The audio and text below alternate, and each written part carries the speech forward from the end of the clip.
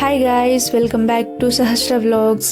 Thumbnail చూస్తే మీకు అర్థమైపోయి ఉంటుంది కదా, మా ఇంటి సంక్రాంతి ఎలా జరుపుకుంటామో మీరు వీడియో చివరి వరకు చూడండి, అర్థమవుతుంది. స్కిప్ చేయకండి ఎక్కడ కూడా. మొదటిసారి చూసే వాళ్ళైతే సబ్స్క్రైబ్ చేసుకోండి, వీడియోని లైక్ చేయండి. వీడియో చివరి వరకు చూడండి, మీకు మొత్తం అర్థం అవ్వాలి అని అంటే.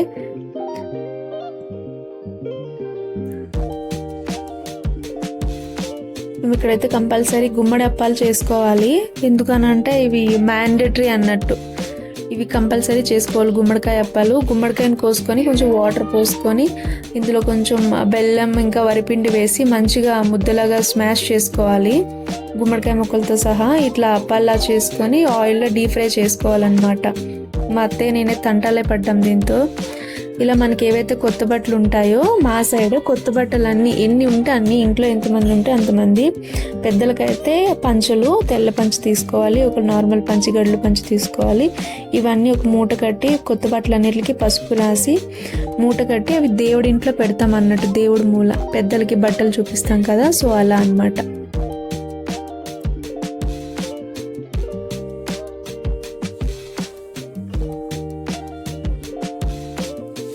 ఇక్కడ శతమానం నేనైతే చూపిస్తున్నాను పేరెంట్ వాళ్ళకి.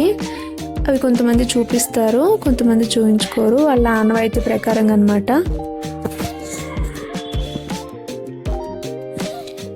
ఇలా పసుపు రాసిన బట్టలన్నింటినీ మూట కట్టుకోవాలి. ఆ స్టిక్కరు గుర్తు కోసం అతికిస్తే అతకట్లేదు. ఇవైతే పట్టుకొని దేవుడి ఇంటికి వెళ్ళాము. మీరు ఇక్కడ చూస్తుంది మా దేవుడి ఇల్లు అనమాట. ఒక 60 ఫ్యామిలీల వరకు వస్తారు దేవుడిని దండం పెట్టుకోవడానికి.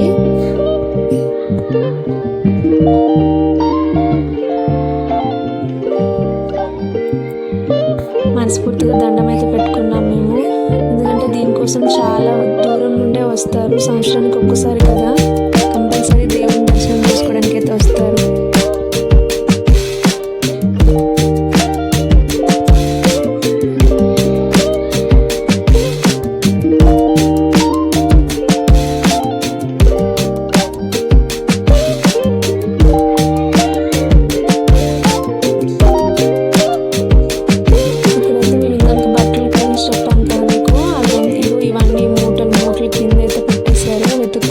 ఎందుకంటే అందరూ వస్తారు కదా, దేవుళ్ళు అనమాట. అందరూ వచ్చి దేవుడికి అలా దండం పెట్టుకొని ప్రసాదం తీసుకొని వెళ్తారు.